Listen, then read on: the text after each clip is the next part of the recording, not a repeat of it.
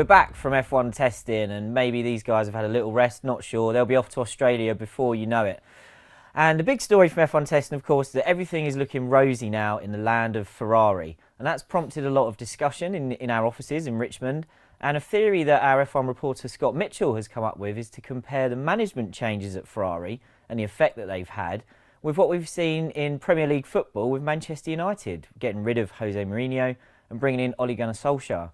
Now, Scott, you're going to have to explain this theory to us. Obviously, a large portion of our audience won't be football fans, but we know that things have been good for Manchester United recently, lots of winning. Ferrari, I guess, will be hoping that your comparison is true and that they'll have an upturn in form as well. But there are some differences here because Mattia Binotto is the new team boss and he's not installed as what we call a caretaker manager in football. He's got the job full time and he's got to make a difference. So what have you seen from Ferrari so far that led you to make the comparison? Well, I think there are a few elements to it, but fundamentally you've got, on both sides, you've got effectively a fallen giant of sorts, an organisation that's trying to sort of get back to the glory days of the past. They've had a previous person in charge who was divisive with his staff, was divisive with the stars that he's trying to get the most out of, divisive with the media as well. And in Ferrari terms, that's Maurizio Arrivabene. Yes, yeah, absolutely. And since the new people have come in, Solskjaer at Man United and now Binotto at Ferrari, there has been an immediate shift in attitude. Both Binotto and Solskjaer, in effectively their first media addresses in their new roles, spoke about trying to get like the joy back in their respective teams. Almost identical comments, basically.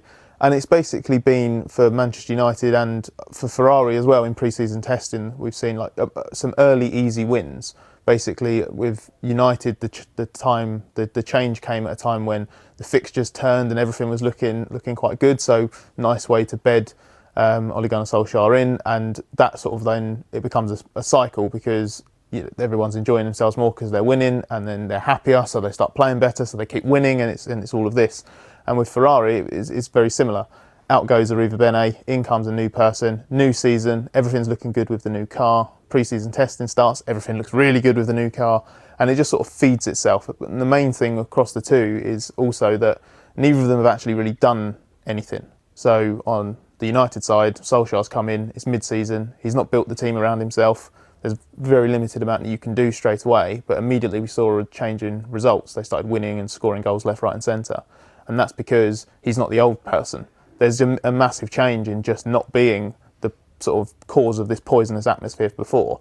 And Binotto has the same at Ferrari. He said, it's the same team as last year. I've not done anything to change it. But just by not being the person who was there before, we've already seen a massive change at Ferrari as well.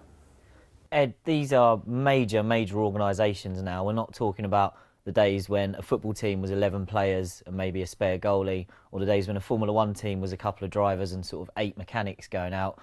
How important is what happens at management level in these massive structures now, and how much of an influence can that really have at a major Formula One team like Ferrari? Well, those at the top don't make the car, they don't do the day-to-day work, but they do set the tone.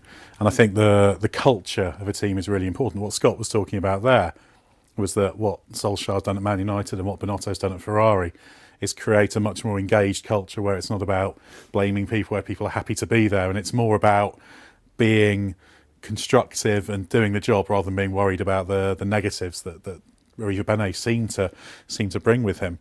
So they can have a big influence. I mean, I guess the most obvious area is in terms of the treatment of Sebastian Vettel, who had this uncharacteristic run of blunders last year that cost him a lot of points. It basically started in Germany when he went off when leading. I mean, that wasn't the first error. There was a significant one at the start of the French Grand Prix as well, but that one seemed to be something he never recovered from, but he was always trying to kind of catch up. So getting, if you like, the star player to perform is very important from the management's perspective. I guess if you want to continue with the analogy, Paul Pogba, the French midfielder, star player, one of the best midfielders in the world, playing like a mediocre player before the change from Mourinho to Solskjaer.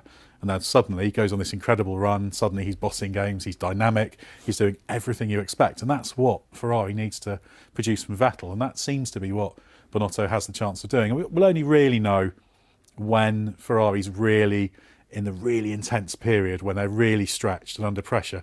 Same, if you like, with Man United when they get to a point where they maybe under Solskjaer, if he continues, challenging properly for trophies rather than just having a nice run. So both are kind of in the honeymoon period at the moment. So that'd be the interesting thing, whether that change in approach has a sustained impact and allows them to win the top honours. Extending that comparison to Pogba and Vettel is really valid, because when you had it before at Ferrari, you just had this, as we said, this negative atmosphere that basically creates this blame culture. No one really knows where they sit, and it's just tense, and it's difficult to operate at your best when you're in a relationship in that sort of relationship that you're not entirely convinced is best for you.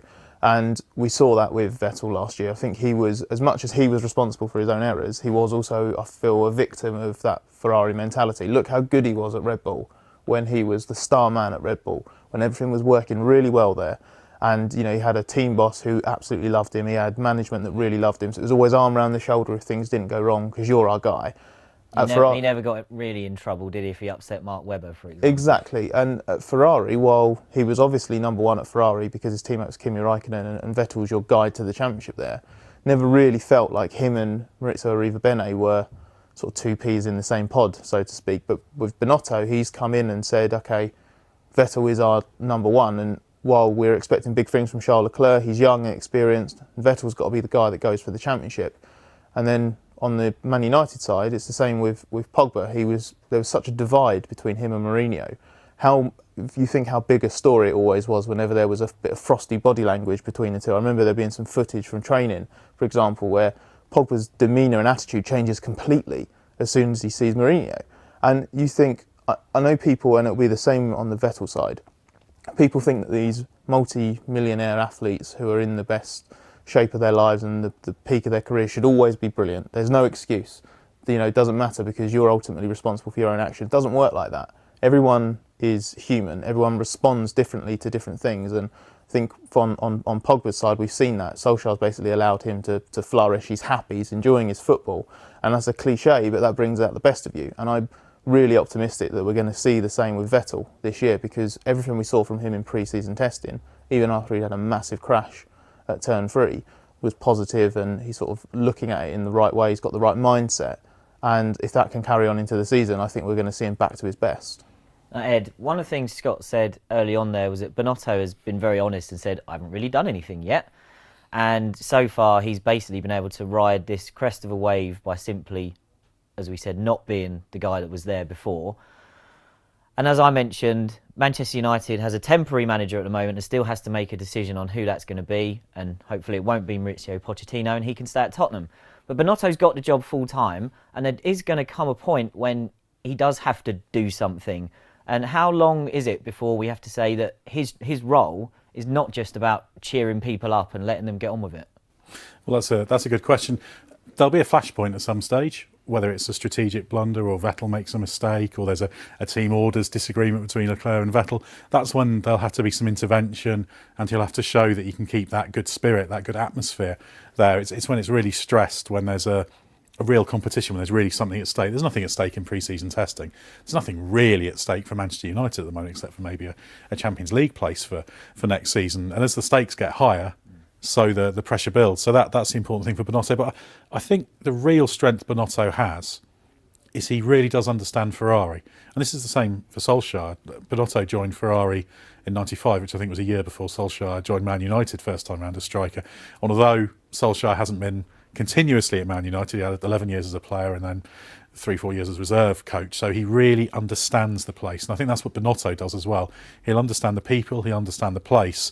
So I'm sure he's not going to always think just being cheerful is a great way to do it, because if there's problems, just grinning and saying, doesn't work, does it? So he will need to show he can be interventionist when necessary, and he will have been on the technical side. So I think that's going to be the big question for him, if that can work. And from what we're seeing, it should do, but you never know. It's a new role for him. There'll be new situations.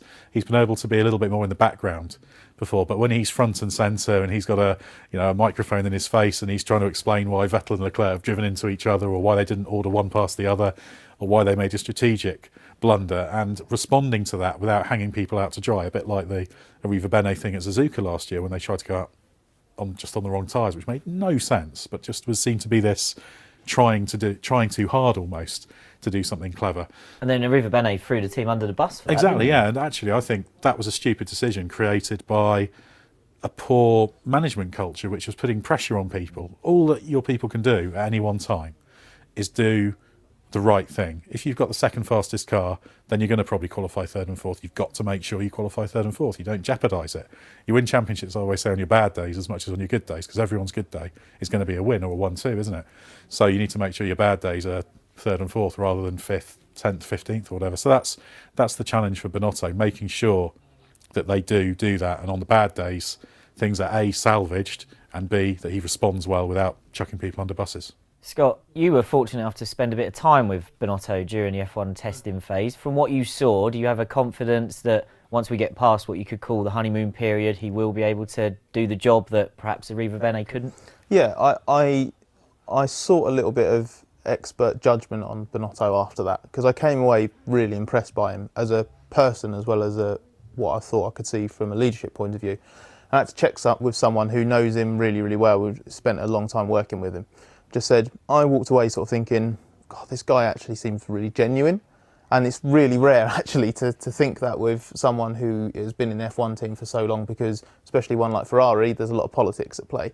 And I'm told that is genuinely what he's like. He has a lot of respect for what Ferrari is. He has a lot of respect for the history, and I think he has a very good idea of the responsibility that he has in his role. And one of the things that he's talked about is basically making sure that he puts the right people in the right places and just has the trust to let everyone else do their job well.